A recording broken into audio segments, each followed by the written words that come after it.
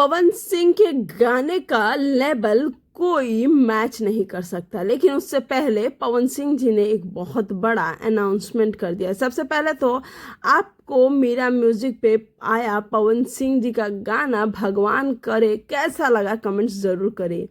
जी हाँ, भगवान करस गाने का कॉन्सेप्ट ऐसा है कि मैंने इससे पहले भोजपुरी में इस टाइप का गाना नहीं देखा। सबसे पहले तो आप लोगों से एक रिक्वेस्ट है कि वीडियो को लाइक और चैनल को सब्सक्राइब ज़रूर कर दीजिएगा। पवन सिंह जी ने इस गाने में ये दिखा दिया कि वो कुछ भी कर सकते हैं, वो कोई भी रोल निभा सकते हैं, वो कोई भी एक्टिंग कर सकते हैं, उनके लिए कोई बहुत बड़ी बात नहीं है। लेकिन रुकिए ज़रा, उससे भी बड़ा एक और अनाउंसमेंट हुआ है कि पवन सिंह जी ने कहा है कि उनका एक बहुत बड़ा एल्बम आने वाला है जिसमें 5 गाने हैं तन्हाई पवन के।